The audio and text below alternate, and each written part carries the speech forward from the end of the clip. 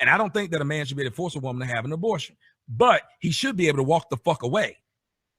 Because she can walk away. Because a woman can give a baby up for adoption. And guess what happens when she give a baby up for adoption? They don't ask her for child support. I don't know why people don't bring this up and say, that's fucked up. A woman can literally leave a kid off in the wilderness and no one calls her a deadbeat mom. You've never heard a woman who gave her baby up called a deadbeat mom. As a matter of fact, they act like this bitch is some hero. I know it was difficult for you to do. It takes a real woman to do that. They actually say this. So why don't they say it to dudes who like, I ain't shit. I want to walk away. I don't even need to be in this kid's life. It takes a strong man to do that, sir. You knew you weren't shit and you recognized it. Like they won't give a man that. A man has to be a father. A woman can walk the fuck off. I'm sure a lot of guys, they must have heard this before, but if you just focus on yourself, your business, your career, the women will just come eventually. That is the truest thing in the world. But the thing is, the sad part is, it's 5 years of work. Yeah. At least 5 years of work. And nobody wants to do the work. Have you been in a relationship before? Okay, hold up. I have. Okay. Hold up. Yeah, I have. what's wrong with that? Why you make it sound like it's a bad thing? It's not a bad thing. Ask me a question. Hang on a minute. The opportunity. Hang on a minute. What was the point of you asking him that question? As in, like, so he's never. No, to me, it sounded like you were trying to embarrass him. No. Why would you? What was the point of asking that question? Explain to me why you asking that question. He's never had. Not you. The young lady. So he's never kind of nearly got to the point that, like, to have sex, I guess. Hate to break it to you, I think that we've just got a very, very selfish culture of women. And to any women out there that say I have internalized misogyny or anything like that, that would require that I have a problem with women worldwide. I do not have a problem with women worldwide. I have a problem with Western women. And if you think that I'm just like making this up out of nowhere, reflect on the fact that there are Western men that are flying out east to find wives. Are Eastern men coming out west to find wives? No. Where in the world are men flying out in droves to marry American women? Nobody wants us. Why? We're big, we're selfish. We don't want to hear anything. You can't tell me to eat less. You can't tell me to change my life. You can't tell me it's not about me. The reason why women lie so much about what turns them on is because the things that turn them on are politically incorrect things that give them a disadvantage in the sexual marketplace if you were to know and actually act upon them. I'll give you guys an example. If girls walked around and told you guys, I need you to treat me like crap, understand that you're better than me, leave me at all times, don't let me talk shit to you, don't call me back, don't take me out on an expensive date for the first one, fuck me and pull my hair, treat me like a slut, and make sure under no circumstances you overvalidate me, what would happen? Well, I'll tell you this, these chicks would not be getting Birkin bags, I'll tell you that right fucking now. You know what I'm saying? They would be getting a bag and making, again, free trips and all this other shit. So for them to tell you what actually turns them on gives them a significant disadvantage in the sexual marketplace of doing what? Finessing you.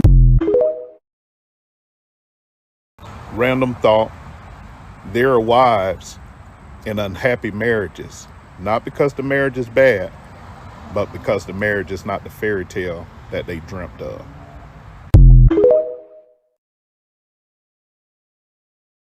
That's the reason why relationships and quote unquote marriages is fucked up, is because women think that you're supposed to keep chasing them, but that's not how it's supposed to go. Like, he supposed to quote unquote pursue you, and then once he gets you, you show him what type of woman you is. Therefore, you can get the ring, you can get whatever, children, relationships, or whatever you may want from that man. But women kind of feel like, oh yeah, you got me, but you still need to do this, you still need to do that, you still need to meet this requirement, meet this standard, and do this and do that.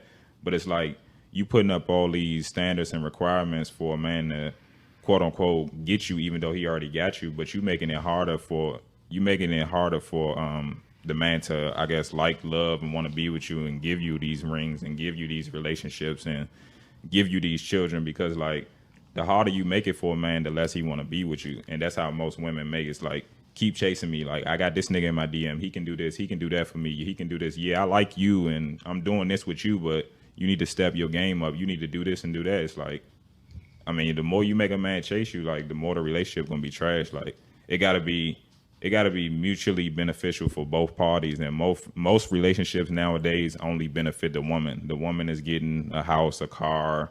She getting half his money. She getting trips. She getting dates. She getting this and that.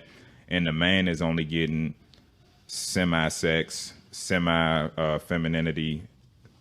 He getting half of what he's supposed to get. Like, I think most men not even getting the bare minimum in relationships. Like, women telling the man, no, not tonight, no sex. I'm not cooking. I'm not cleaning. I'm not doing this. I'm not doing that. It's like a chase. Like, a man got to do this to get you to cook. A man got to do that to get you to clean. A man got to do this to get consistent sex. And it's like, that's why relationships be trash nowadays. Agree, disagree? I'm gonna just say for other people, maybe. All right, carrying on. For the majority of people, that's how relationships is going nowadays. Yeah, for other people, I can't speak on them, but I'll just say it's a possibility. We'll say shit.